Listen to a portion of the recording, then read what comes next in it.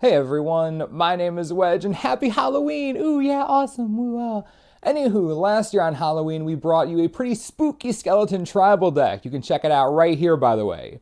This year we heard your suggestions loud and clear, scarecrows. For some reason y'all like straw men, no idea why, you just do.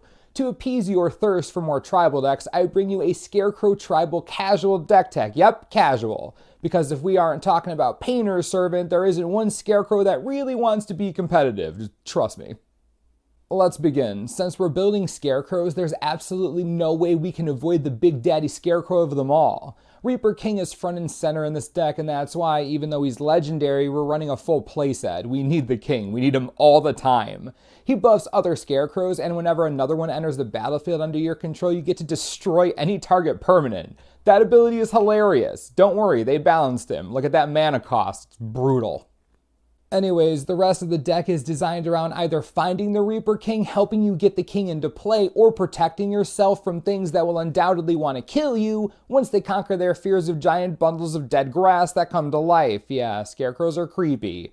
Right, so what other scarecrows are we running? We'll begin with a playset of Heap Doll. Not the most exciting card I know, but it's a scarecrow and it's 1 mana. This will give us easy triggers on our king, plus who knows, that ability could come in handy against Reanimator. Lots of people like to run those casually. I know, they're monsters. Next up, we have playsets of both Scuttlemutt and Wingrattle Scarecrow. Scuttlemutt, great name, is here to help us with mana fixing, casting our king, and synergizing with Wingrattle Scarecrow that just happens to care about what colors it is at any given time. We choose to run Wingrattle over the rest of the cycle because blue gives evasion and black lets it come back to the battlefield. Both things we want in a filler creature. The last Scarecrow we're running is Scarecrone as a 3-of. Arguably the most powerful Scarecrow besides the king himself. The Crone is great. It is only a 1/2 for 3, but you can sack a Scarecrow to draw a card, and you can then return that card with its second ability. Get enough mana, and this is the coolest engine ever all by itself.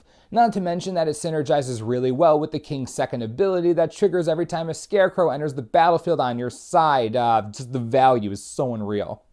We are running one creature that isn't a Scarecrow, I know, Immersion, but I just couldn't resist. A playset of Master Transmuter is our plan A to getting our king into play quickly. Her ability's totally busted. 1 mana and you return an artifact to just get any artifact in your hand into play. That's so gross. You return your Heap Doll and put the king into play. Yeah, that's totally fair.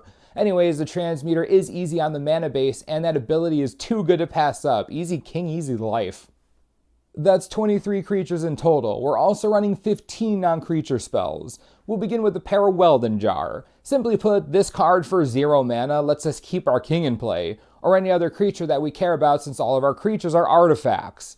Board wipe is bothersome, but spot removal? This will help against that in a big way. No one lets the king stay in play for long, at least if they know anything about him, or scarecrows in general, or they've ever seen a horror movie, you get it. Since this is a tribal deck, and we will be vomiting our hand a lot, we need to make sure we can refuel. 2 thirst for knowledge make the cut. It's possible that running more of these is the right decision, but finding the room is really difficult, like excruciatingly difficult.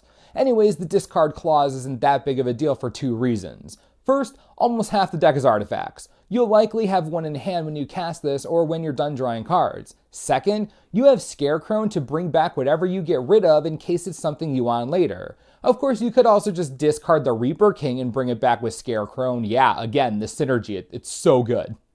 We're running a playset of Fabricate because this is casual and we can run casually broken cards. The artifact tutor does exactly what we want. We can use it to go get our king, or our transmuter, or even a welding jar to make sure our straw royalty survives.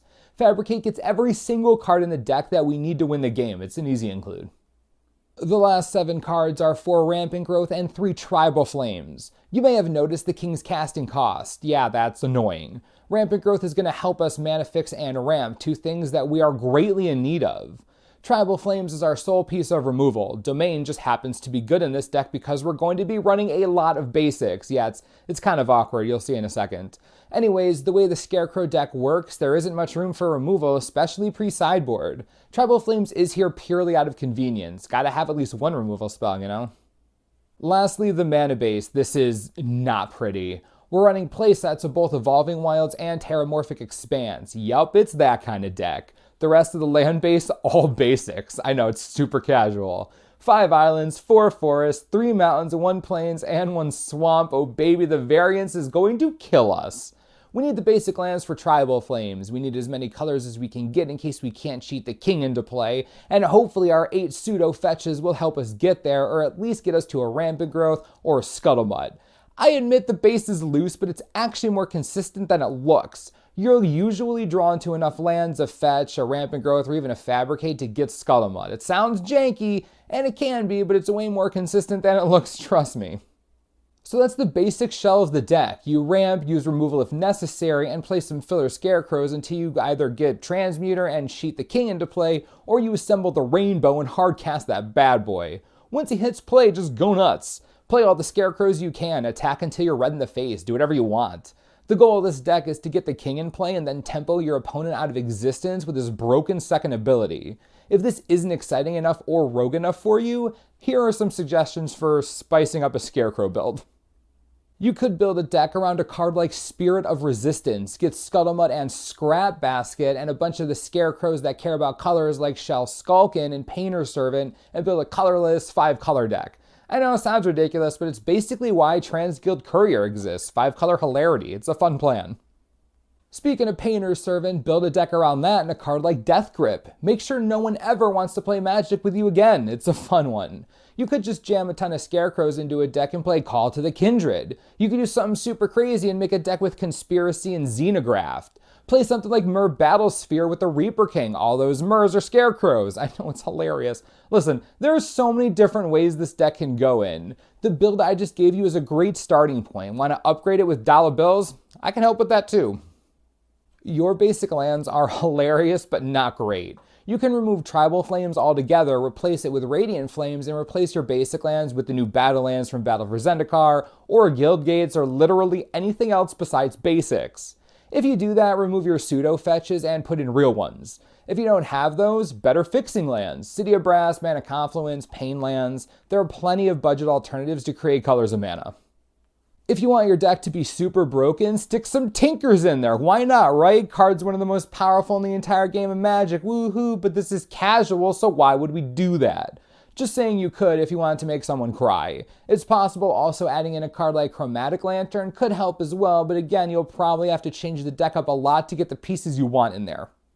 Well, I think that does it. What did you all think about our Scarecrow tribal deck? I think we've put together a solid deck here, especially considering what we have to work with. Would you make any changes? Anything jump out at you as being particularly awesome? Let me know how you feel in the comments and which casual strategy you would like to see from us next. Have a happy Halloween, and remember, make sure to eat all the candy. All of it. All of it.